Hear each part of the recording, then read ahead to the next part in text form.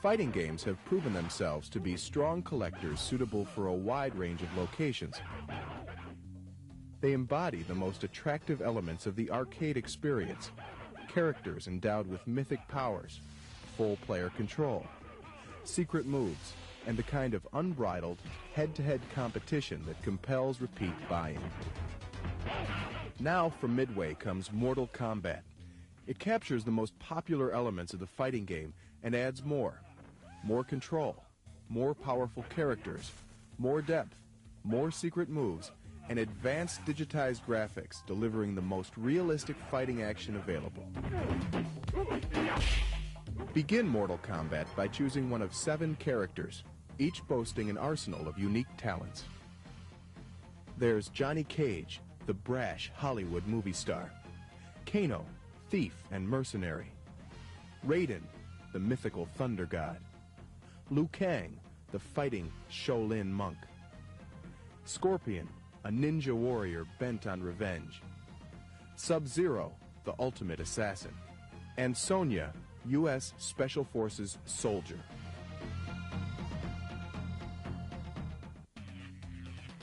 Each player has 5 basic moves corresponding to the 5 action buttons. High punch, high kick,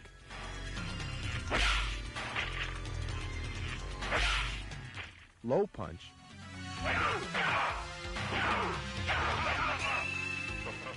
low kick, and a block.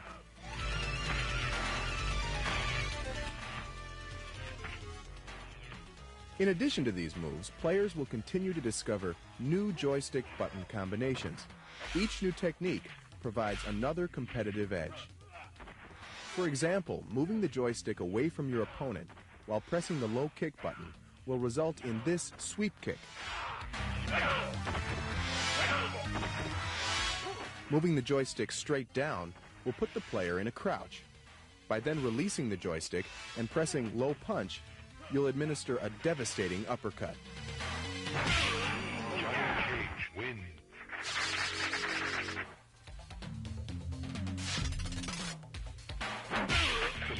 Secret moves play a big part in the success of any fighting game. Collections soar as players strive to develop a character's full fighting potential.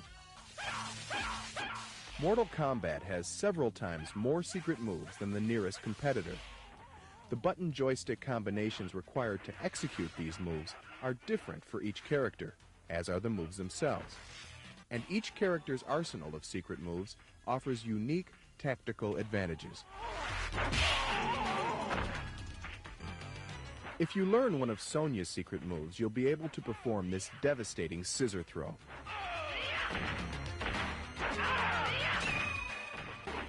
Learning to activate Raiden's secret weapon lets you fire lightning bolts at your opponents. Raiden wins.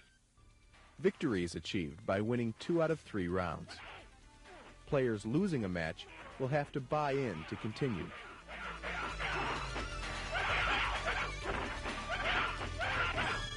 Liu Kang wins. Finally, winning 3 matches against paired adversaries will put you in the ring opposite Goro, a 4-armed, unstoppable titan, half human, half dragon.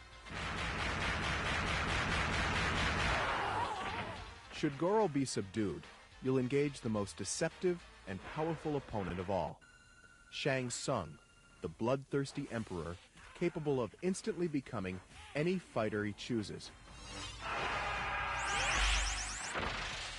Conquer Shang Tsung, and you will have joined unfrequented ranks, those who have battled all adversaries, yet survived.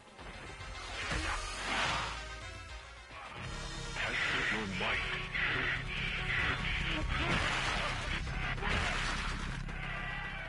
Every 5 matches during both 1- and 2-player games, you'll have a chance to test your strength and win bonus points by smashing progressively harder objects.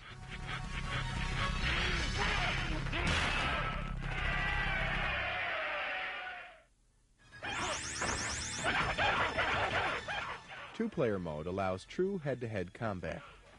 Players must rely on their fighting abilities, as well as a knowledge of their character's strengths, as they are matched against an opponent with different, but equally lethal, abilities. Each player selects a character and the match begins. The player losing the best-of-3 match will have the option of buying in to continue. The winning player will continue to play as long as he maintains a string of victories. Loser pays, winner stays.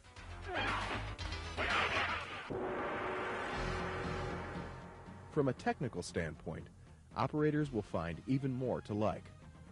Mortal Kombat employs Midway's exclusive diagnostic package and a sensitive, yet durable, 8-way microswitch joystick.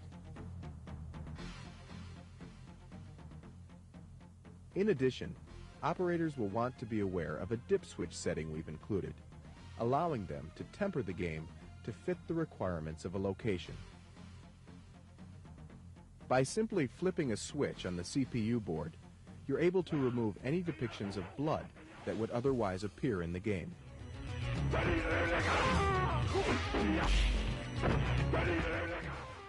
Another dip switch will disable the most graphic secret moves. In this way, operators can be sure they're matching the game to the disposition of their clientele.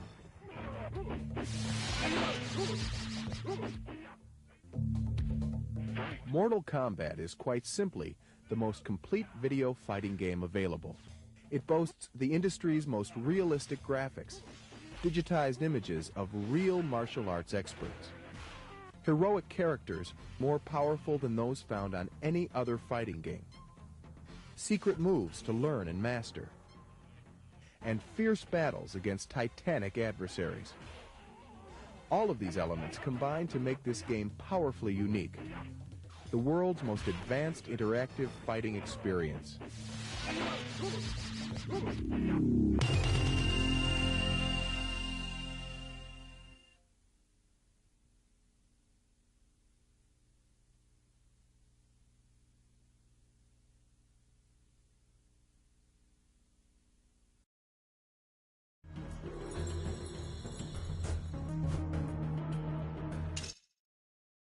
Fighting games of that era kind of all had this level of secrecy to them. Mortal Kombat, I think, took that to a very extreme level. You had to guess like the moves and had to figure out the codes.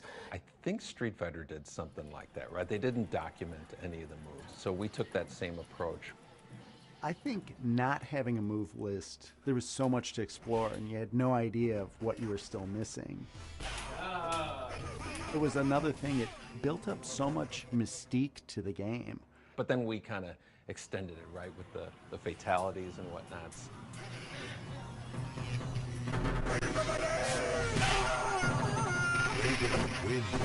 Especially at the end with the character Dizzy, there was a certain amount of, you know, what are you going to do? You would see them trying to trigger something else. They knew that there was something secret in there. The announcer's like, finish him! And you go up and go, boom. And you're like, damn it! I screwed up the fatality. It's like the worst feeling in the world.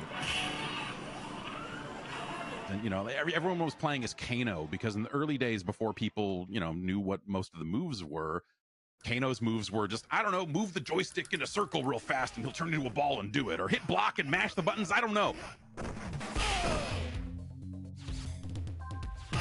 First character I played was Kano, and I found the ball attack and the knife throw, and within the first day I found the fatality too.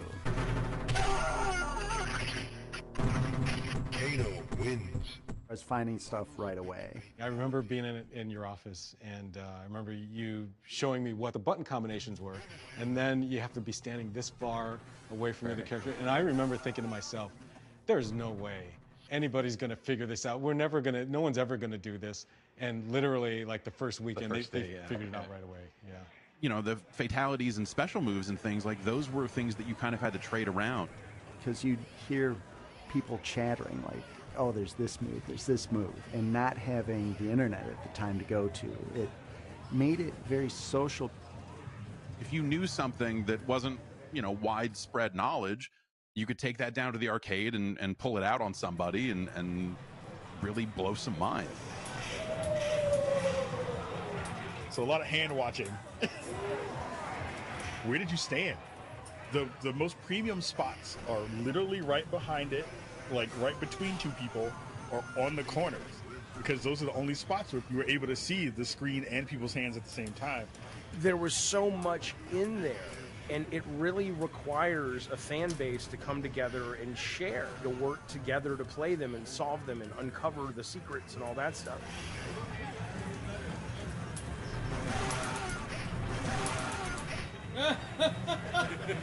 I was always obsessed with those kinds of things. I was a big fan of Street Fighter, and there was this rumor that was not true, that there was a character in there called Sheng Long.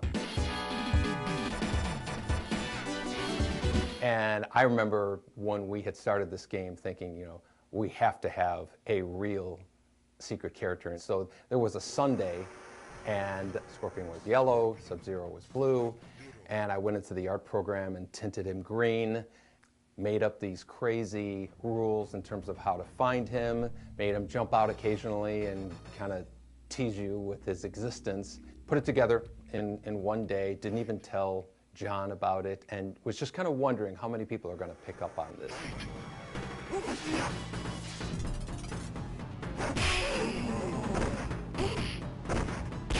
It became a bit of like a Bigfoot. Some people had sightings and some people didn't, because there was this one that was real and was rather difficult to find. It could give players a little bit of creative license to come up with something and say that they did see something else happening in the game. The level of secrets that happened in those first few Mortal Kombat games kind of corresponds with the rise of the internet.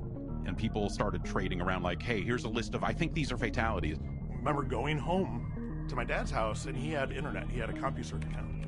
And I started just learning as much as I could.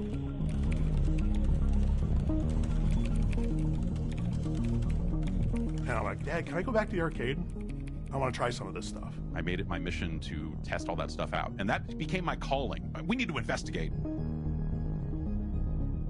And I published my first FAQ, and it is the most inaccurate piece of junk that is available. It's shameful, but it's where I started.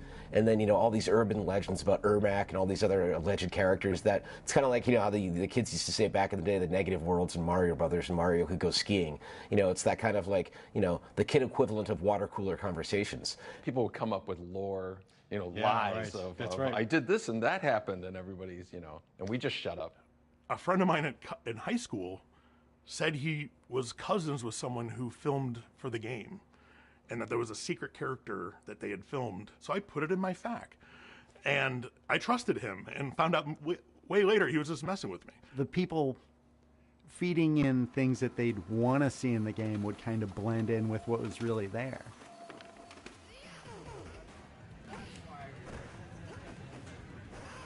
Sometimes you'd see a move and then it was gone. You'd be like, I swear this was in there. Did that really happen?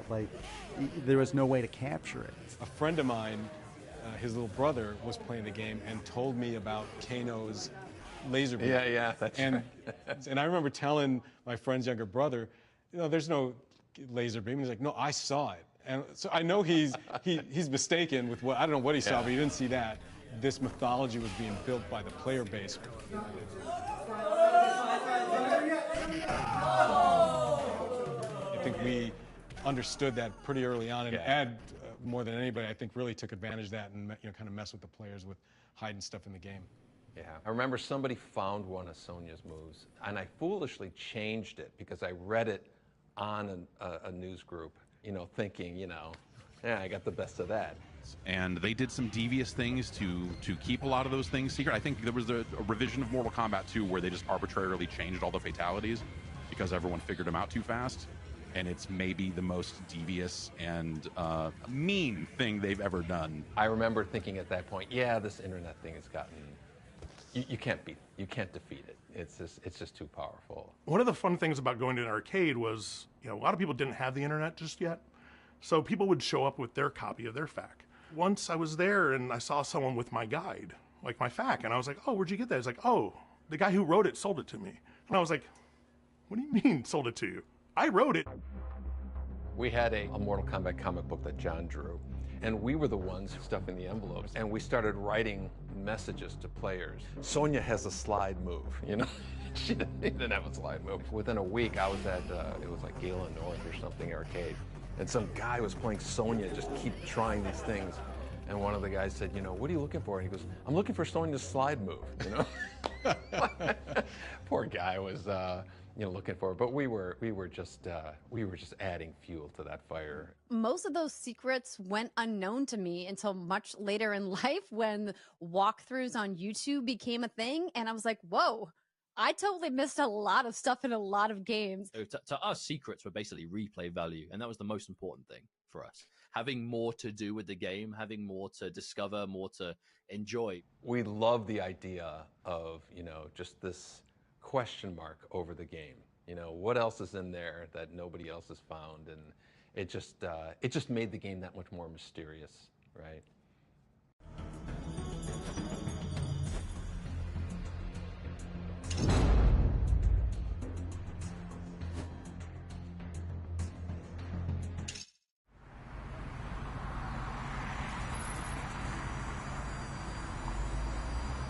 So when Street Fighter 2 came out, I wasn't really too impressed by it. I think I finished it once, picked Zangief because I was a wrestling fan, and then kind of moved on. I eventually kind of fell in with a crowd that really got a lot out of Street Fighter 2, and so suddenly it became very apparent I need to get great at that game.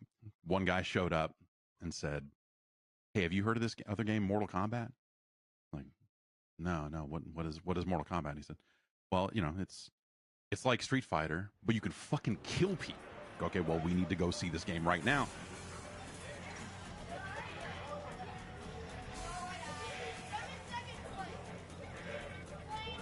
I absolutely remember the first time I played Mortal Kombat.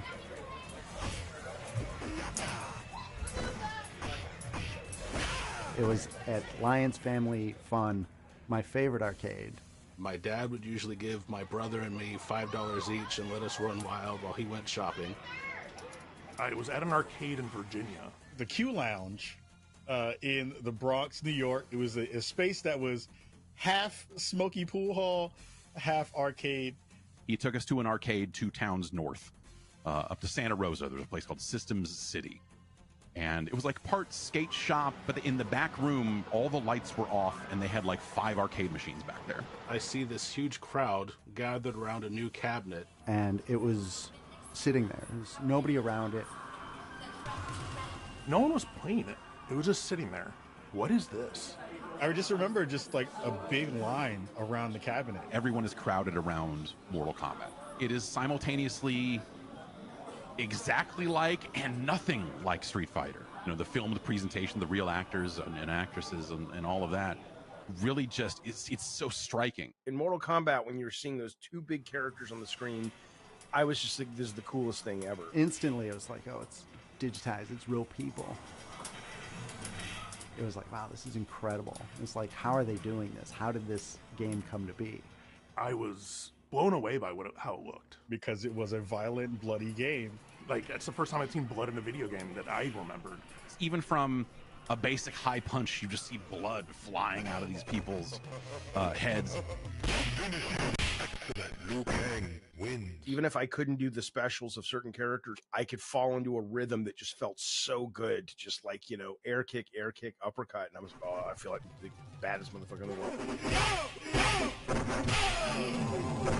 In a time where you didn't see that kind of stuff in games, and especially in arcades where kids were, you know, running around with their parents, and parents were still freaking out too, kind of seeing what was happening.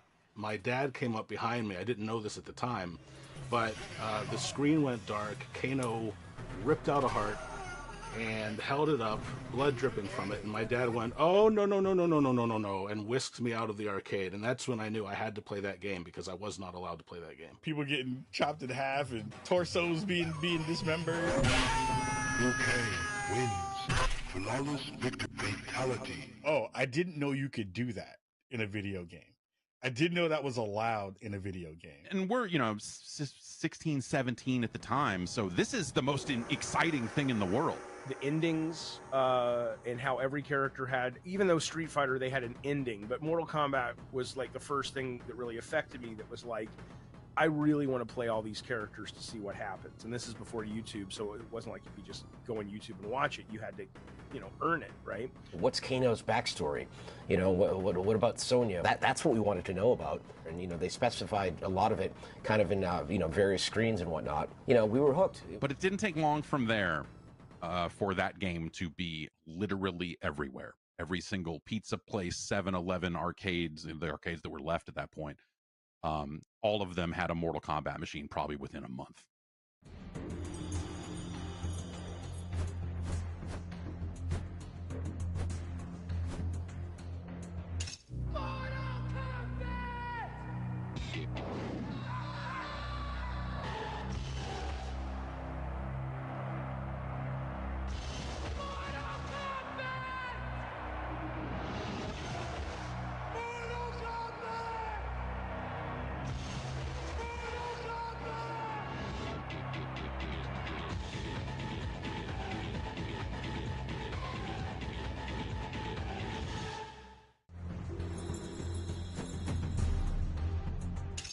The first time I saw a crowd gathered around a Mortal Kombat cabinet when I was 10 told me that, okay, this game is a big deal at my arcade. I had no idea if that translated outside my arcade. Then Mortal Monday happened. Not just the day itself, but the build up to it. Seeing the zeitgeist around it was huge. Conversations around Mortal Monday were happening, the first kind of big marketing push.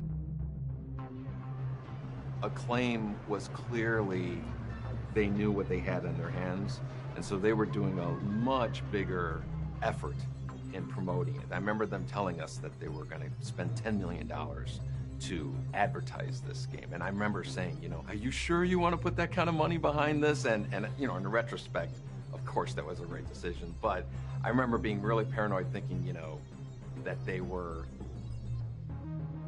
putting a lot on this game. The preparation for the release of Mortal Kombat was just massive. I was working at Babbage's Software. Pre-sales had started early, so we knew we were going to be just selling out. It was all I could talk about.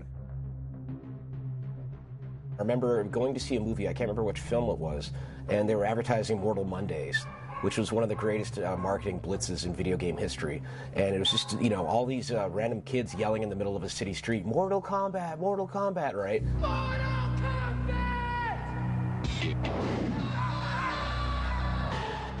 That commercial with people running down the street screaming Mortal Kombat, and they were teens, and I was a little kid, and teens are the coolest thing you could be when you're a little kid. You don't have to show screenshots or anything else necessarily. Everybody knew. All you have to do is just have somebody out in the middle of the street just putting up his arms saying Mortal Kombat. It's almost like, hi, it's here. It sells itself.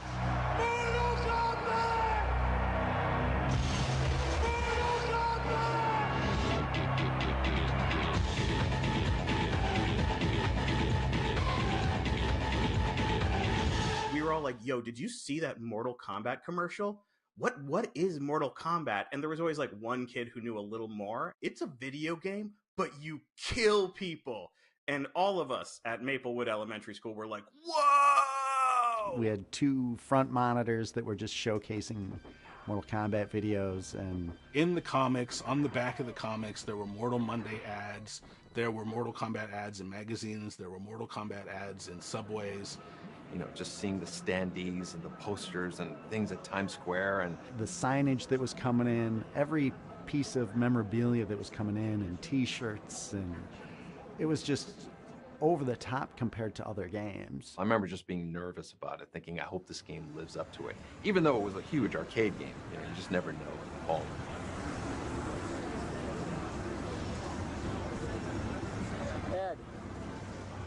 It was insane. There was a giant line, and it was just so exciting.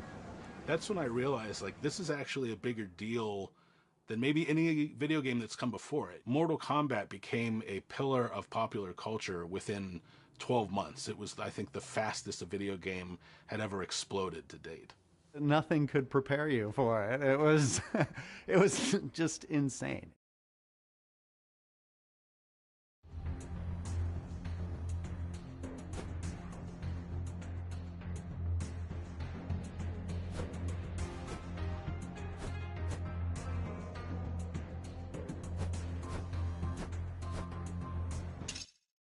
Mustard and myself grew up in a really small town. The closest thing you would have to an arcade machine is the local bowling alley may have had like a light gun game, but that's pretty much it. It was only the home versions that allowed us to experience the different franchises, and I feel like I unofficially speak for quite a lot of people our age, how important getting those home versions as good as they were was.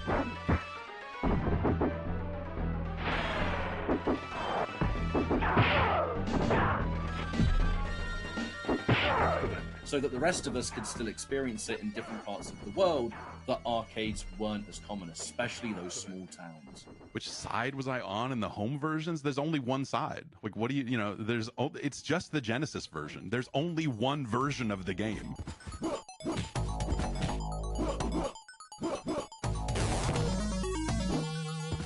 The Super Nintendo version is a travesty by comparison.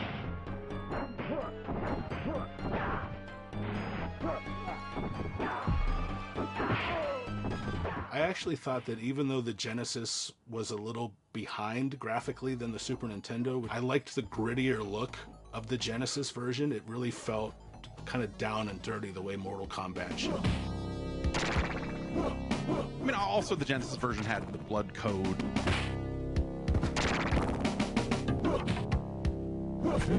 And the real fatalities and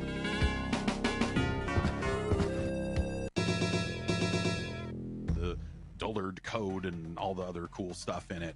I think that made up for like the music in the Genesis version being really hokey and some of that other stuff. My friend had a Genesis. They got Mortal Kombat. His mom would come in every now and then just to look at the screen to make sure there was no blood flying. Finish him.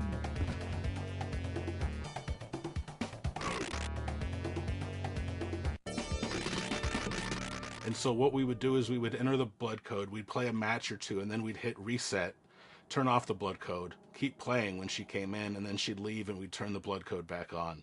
Nintendo screwed the pooch when they didn't allow the blood in the game, and they instead put sweat in it, which the Genesis version outsold the SNES version like 3-1 or something like that. Everybody wanted the violence, they wanted the blood. The Super Nintendo version feels like mud. Like the act of playing that game is so unlike playing the actual arcade game. So I really wanted Mortal Kombat. Not just to fit in, but because I loved it. I wanted it so bad, but my family didn't have a ton of money. So I scraped together all the money I had, and I was able to finally afford Mortal Kombat for the Game Boy. And that game is a experience.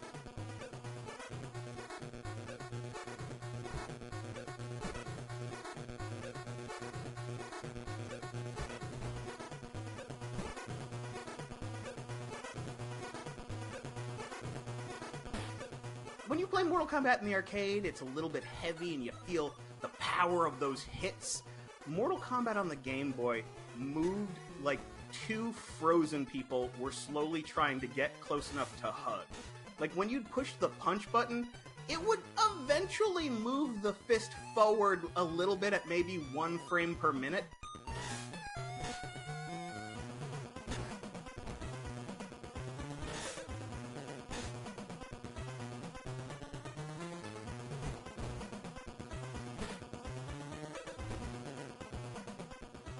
I cannot do a fatality in this game. I know for a fact they exist because the computer can do the fatalities. On that pit level, instead of having them fall off the stage onto spikes, at the end of each part of the level were just little drawn spikes in the background that you could knock them onto. And I think that was their makeshift solution for having a stage-based fatality.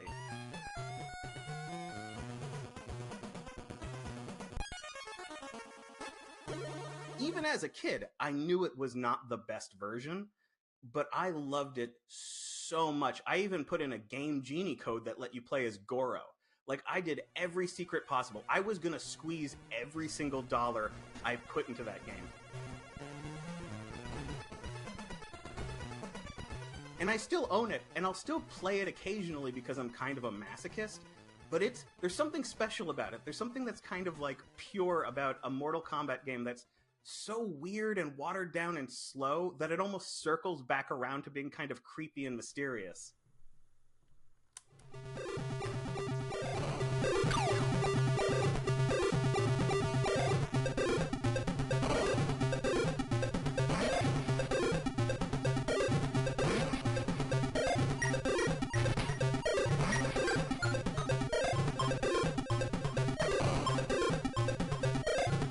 I mean, they may not have been like arcade perfect, but to us, we didn't know any better. We didn't have anything to comparison. All we cared about was just, you know, play the game, have fun with it, you know, and enjoy what we were doing, and that was about it.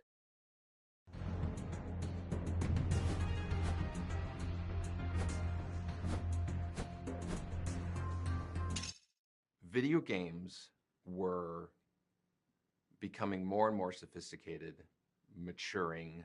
It was around that time that we were realizing that video games aren't just for kids. The manufacturers of the home consoles still kind of thought of them that way. It's like, hey, this is a toy for kids.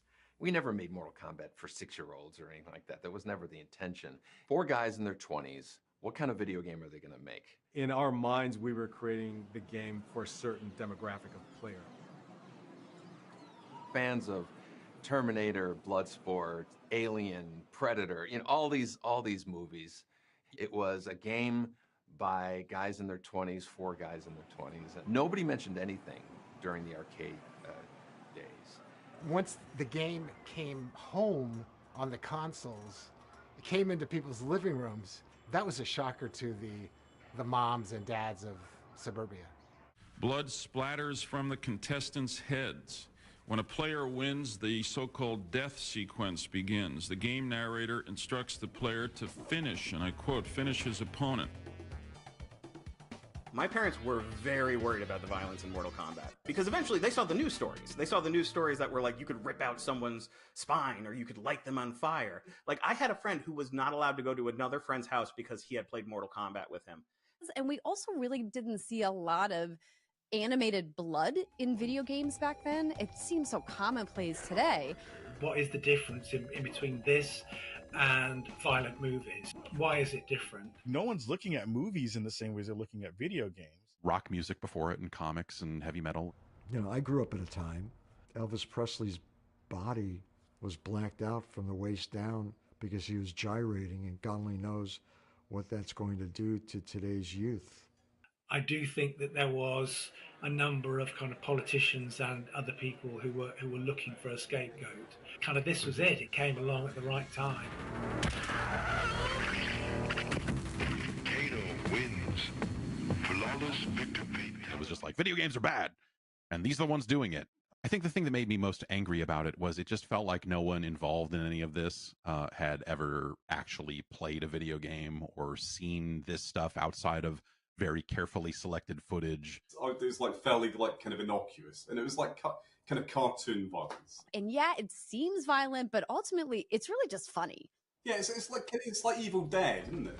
The very idea that like Mortal Kombat was somehow going to destroy society or the fabric of our youth or anything was always ridiculous.